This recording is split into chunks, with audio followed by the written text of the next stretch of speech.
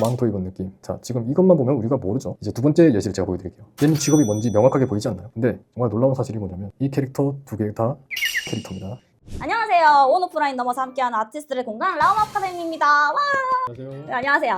여러분들은 일러스트를 그리기 전 흰 백지 상태의 캔버스 보고 멍한 기분에 빠져보신 적이 있으실까요? 저는 좀 많은데요. 캐릭터를 그리려고 하긴 했는데 어떻게 구도를 짜고 구성을 해야 매력적인 이미지로 다가올런지, 어떻게 포즈를 짜야 이 캐릭터에게 더 생동감이 느껴질런지, 바로 그런 분들을 위해서 오늘 진행하는 세미나는 배경이 없이도 매력적인 캐릭터 포징과 구상을 하는 법을 알려드릴 그런 세미나를 진행해보고자 합니다.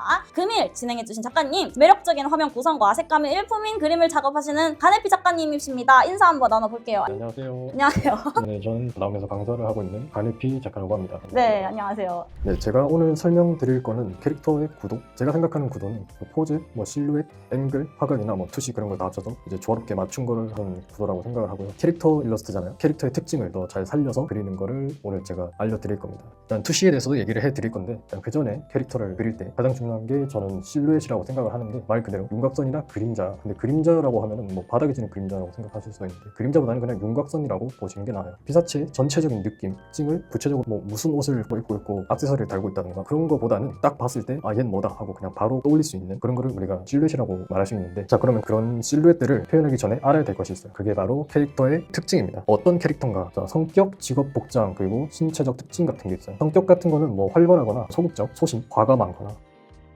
죄송합니다. 제가 탄타블렛 때문에 좀 악필이 좀 괜찮습니다. 저희는 더한 악플도 많아서요. 저희 집에.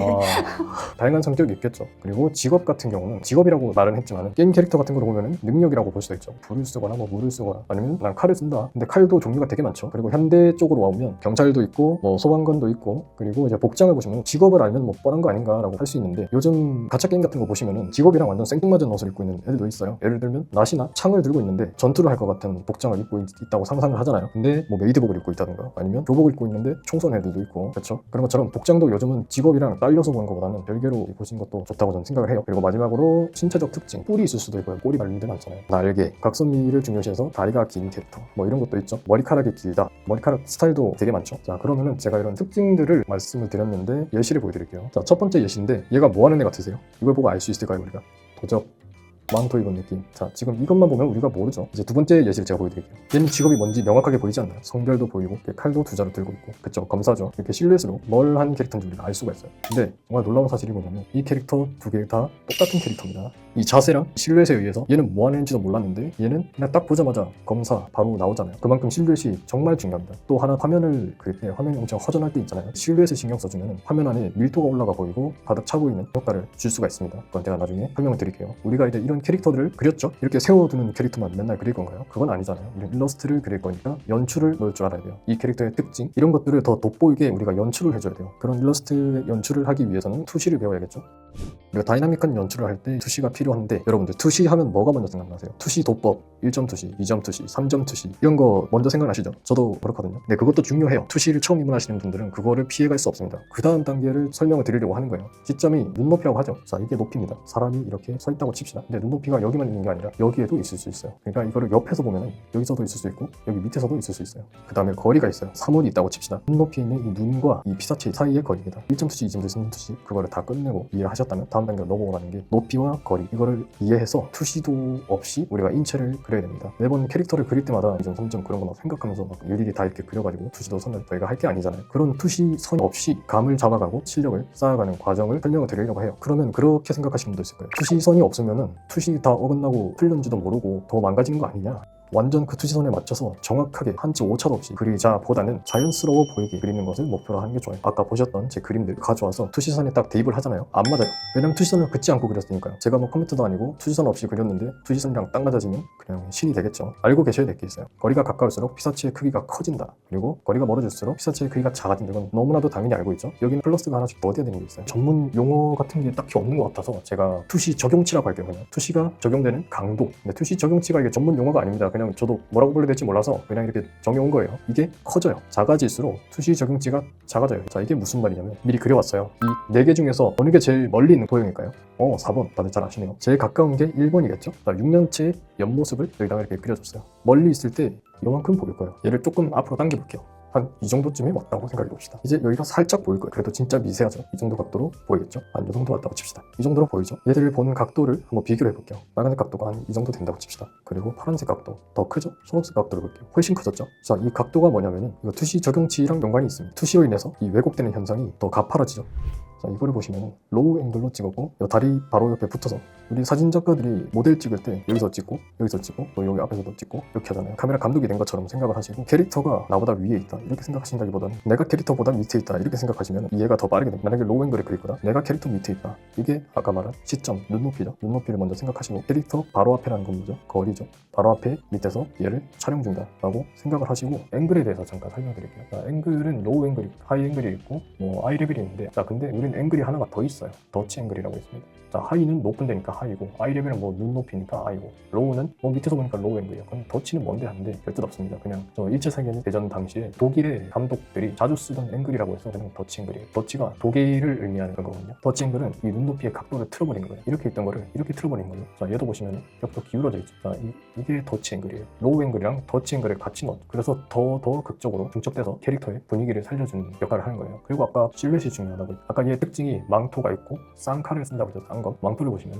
제가 아까 실루엣이 중요하다고 했죠. 처음에는 망토를 찢어진 거 없이 깔끔한 망토였어요. 근데 이렇게 되면은 어때요? 여기가 되게 답답하지 않아요? 이렇게 꽉 막힌 느낌이 되는 이유가 여기는 이제 실루엣이라고 하면은 그냥 요거밖에 없습니다. 뭉탱이로 잡고 있기 때문에 여기에서 오는 다양성이 없어져요. 그리고 이 화면에서 여기를 다 덮어버리기 때문에 여기가 되게 답답해진단 말이죠. 자, 찢어내니까 어떻게 되죠? 실루엣이 살아나죠. 아까 여기서 말했던 실루엣은 디자인적인 실루엣이고 여기서는 연출적인 실루엣이라고 보시면 됩니다. 이제 디자인적인 실루엣은 이 캐릭터의 특징, 얘가 뭘 하는지에 대한 실루엣인 거고, 근데 우리가 여기서 이제 실루엣을 넣는 것은 혹시 네거티브 스페이스라고 하시나요? 네거티브 스페이스가 뭐냐면 그냥 그거예요. 여백의 미. 자, 피사체의 윤곽이 뭐죠? 결국 실루엣이죠. 실루엣을 더 업그레이드 시켜줍니다. 빈 공간이라고 했죠. 망토 너머에 빈 공간이 생김으로써 이제 밀도가 더 올라가게 된 거예요. 머리카락에서도 볼 수 있어요. 예쁜 머리카락 막 휘날리는 일러스트들 보면은 이런 거 꼭 있죠. 이런 머리카락 빈 공간들 무조건 있잖아요. 만약에 화면이 좀 빈 것 같다. 머리카락 같은 걸로 한번 해보시고, 근데 머리카락 하실 때 여기서 이렇게 애매하게 이렇게 하시는 것보다는 이것도 상관없어요. 난 이게 예쁜데? 하면 그냥 하시면 돼요. 근데 밀도를 좀 더 신경 쓰고 싶다 하시면 여기서 나갔다가 여기 화면 안으로 다시 들어온다. 그러면은 면이 1개, 2개, 3개가 되겠죠. 만약에 애매하게 비게 되면 그럼 1개, 2개밖에 안 되죠. 그러니까 3개보다 밀도가 떨어진다는 거예요. 이렇게 면 나누기, 네거티브 스페이스의 원리를, 이게 곧 실루엣과 연관을 짓는다라는 겁니다. 그리고 딱 하나 더 말씀드리면 아까 더치 앵글이라고 했죠. 이 더치 앵글 기울인 거라 했잖아요. 그러면 일로 기울이는 게 좋아요? 일로 기울이는 게 좋아요? 라고 물어보실 수도 있어요. 저 같은 경우는 캐릭터 얼굴에 좀 더 시선이 가야 된다고 하면은 왼쪽으로 기울인다. 왜냐면 우리가 화면을 볼 때 사람은 무의식적으로 위에서 오른쪽으로 그리고 밑으로 이렇게 봅니다. 결국 이렇게 보게 돼 있어요. 저는 이 그림에서 의도는 이 캐릭터의 시선으로 분위기를 잡고 내려가면서 얘가 칼도 들고 있구나 라는 위압감을 이렇게 순서대로 느끼게 하고 싶었어요. 그 황금 비율이라고 했잖아요. 이런 구분을 하는 것도 있고 골뱅이처럼 이렇게 하는 거, 이것도 필요할 때는 필요해요. 근데 무조건적으로 다 여기에 따라야 되는 건 아니고요. 넣으면 좋을 때도 있고 오히려 빗나갈 때가 더 괜찮을 때도 있어요. 투시도 마찬가지입니다. 투시선에 딱딱 맞춰서 그릴 때가 예쁠 때도 있고, 어쩔 때는 조금 빗나간다기보다는 투시선에 잘 안 맞춘 게 좀 더 자연스럽게 보일 때가 있어요. 그래서 제가 말한 게 투시선에 너무 강박을 갖지 마시고 자연스럽게 그리려는 연습을 해보자 라고 말했던 게 그 말입니다. 절대적인 건 없는 것 같아요. 첫 번째 그림부터 보면 이 캐릭터의 성격을 볼게요. 팬아트 같은 거 그릴 때는 그 캐릭터가 나오는 게임의 PV를 다 봅니다. 이 캐릭터의 소개 영상이라든가 다 보고 캐릭터 전투 영상도 다 봐요. 캐릭터가 공격을 할 때 어떤 이펙트가 나오는지, 별 모양 이펙트가 나오는지, 네모 이펙트가 나오는지 그런 거 다 봅니다. 이 캐릭터의 성격은 자신감 넘쳐요. 자기 실력에 대해서 자세도 올곧고 좀 누구한테 지려고 하는 성격은 아닌 것 같아요. 얘가 단검 같은 걸 씁니다. 항상 공격 하다가 마무리 공격은 항상 발차기로 하더라고. 얘만이 좀 요염한 포즈라든가 멋있는 포즈라든가 잡는데 그럴 때마다 다리가 잘 보이더라고. 그래서 얘는 다리를 좀 부각시키면 되겠다. 복장은 펄 달린 자켓에다가 거의 짝 달라붙는 팬츠 같은 걸 입었어요. 찢어진 스타킹에다가 부츠를 신고 있죠. 전투 영상에서 봤지만 날렵하다라는 걸 느꼈고, 얘가 단발인 줄 알았어요. 처음에는 뒤에 꼬랑지 머리가 이렇게 있더라고요. 신체적 특징에서 제일 큰 부분은 꼬리였습니다. 영상을 봤는데 이 다리 때문에 꼬리에 눈길이 안 가요. 제 개인적인 그걸로는. 그래서 이제 그림을 그리기 시작했어요. 자, 자신감이 넘치니까 로우 앵글로 그렸죠. 왜냐면 우리를 내려다보는 듯한 느낌으로. 이제 능력은 발차기, 다리를 더 부각시키기 위해서 이런 자세를 잡았어요. 복장은 민첩함을 생각해서 꼬리가 이렇게 유연하게 잡아서 그린 거고, 신체적 특징은 꼬리긴 한데 꼬리가 크게 눈에 안 띄어서 그냥 꼬리라는 게 있구나 라는 느낌으로만 하기 위해서 뒤로 그냥 뺐어요. 꼬리는 어떻게 보면 실루엣의 용도로만 쓴 거죠. 근데 지금 와서 보면 고치고 싶은 게 뭐냐면, 제가 아까 말했죠. 어중간한가 이렇게 남기면 좀 이상하다기보다는 화면 분할이 좀 적게 된다고. 좀 더 이렇게 밖으로 빼서 안을 넣고 싶어요. 얘 캐릭터 광고 영상을 봤을 때 얘는 좀 너무 4차원적이었어요. 이 게임에서 직업이라고 하기엔 좀 그렇고 그냥 능력으로 봐야 되는데, 능력은 화면 방석에 크게 눈에 띄지 않았어요. 제가 눈에 띄었던 부분은 이런 머리 어떻게 묶은 거지? 이런 생각이 들면서 이게 눈에 띄었고, 그리고 복장은 얘가 원래 여기 가죽 자켓 하나 더 입고 있어요. 근데 PV 영상에 보면 가슴을 좀 부각을 많이 해요. 이 복장은 이게 그냥 가죽 자켓을 입히지 말고 부각되는 부분을 보여주자. 캐릭터의 매력은 여긴 것 같다. 자, 신체적 특징은 얘는 딱히 없어요. 얘는 그냥 사람이에요. 내가 보기에는 뭐 꼬리도 없고 뿔도 없고. 그래서 4차원적인 성격. 4차원적이라고 하면 좀 귀엽죠. 하이앵글로 그려넣었고 얘도 똑같이 터치앵글해서 이쪽으로 넣었습니다. 선글라스가 눈에 띄기도 했고 처음 춤을 출 때 막 얘가 좀 노래를 진짜 좋아하는 캐릭터인지 그 설정인지 모르겠지만 그냥 그렇게 느껴서 좀 락앤롤 같은 손가락 모양 이런 것도 집어넣어 화염 방사기는 부적으로 치워버렸습니다. 아, 그리고 이런 별 모양은 젠네스 전제로 캐릭터들이 공격 효과를 보면 이 모양이 전부 다 있더라고요. 전 맨 처음에 얘만 있는 줄 알았어요. 그래서 이거를 넣었던 거거든요. 그럼 이것도 얘 특징이겠다고 넣었는데 얘 다음 이제 캐릭터들 좀 공격 모션을 봤는데 다 있더라고요. 그래서 아, 이거는 얘 특징이 아니구나 해서 괜히 넣었다는 생각도 들긴 하는데 이거 너무 좋아. 아, 그런가요? 인디 킥인 것 같은데. 아, 네. 근데 넣고도 예뻐 보이긴 했어요. 네, 예뻐 보이긴 했는데 그리고 이걸로 살짝 공간감도 주긴 했는데 푸쉬가 들어가고 네. 저 궁금한 거 있습니다. 네. 그러면은 아까 이렇게 설명을 하신 게 딱 그림을 그리기 전에 구상하는 걸 정말 이렇게 하나하나 생각을 해가지고 그거에 맞춰가지고 이렇게 나온 건지 네. 아니면 송도람들이 약간 그리면서 뭔가 감대로 하다가 보니까 그걸 이제 설명을 하기 위해서 뭔가 짜맞추다 보면 아. 그렇게 되는 경향성이 생기는 이게 있잖아요. 전 반반인 것 같아요. 네. 의도도 확실히 했고 실제로 경험으로서 이렇게 하는 게 낫더라 해서 송도가 나오는 것도 있고 그런 건가요? 네, 처음에 계획을 잡고 이렇게 잘 나올 때도 있지만 이게 좀 더 나은 것 같은데 하면서 바뀔 때도 있어요. 그럼 그러니까 시안을 네. 그리시고요. 그렇진 않아요. 그냥 하나만 그리고 그리다가 이게 좀 더 나은 것 같은데 싶으면은 바꾸고. 네, 팬아트 그릴 때는 그렇게 합니다. 아, 네, 그냥 너무 좋습니다. 이쯤 돼서 저희가 클스에 대해서 얘기를 안 하고 갈 수가 없겠죠? 간단하게 방송을 하자고 들어볼게요. 이제 저희 수업에서는 초급이신 분들이 오시면 신체, 도형화, 비례 같은 걸 설명해 드리고요. 당연히 뭐 해부학도 설명드립니다. 그것들이 끝나고 나면 알려드렸던 투시에 대해서 설명을 드리거든요. 채색 같은 걸 조금 알고 싶다고 하시는 분들도 뭐 빛에 대해서 알고 싶다, 뭐 색에 대해서 알고 싶다 하시는 분들 있으면 오셔서 한번 제 강의를 들어보시는 것도 좋을 것 같습니다. 좋습니다. 제가 느끼기로는 이분이 빠삭하신 것 같은 느낌이 들었어요. 아무래도 채색도 어떨 것 같은 기대를 좀 해보면서 그러면 수업을 하면서 이런 점을 좀 신경 써요 하는 게 있어요?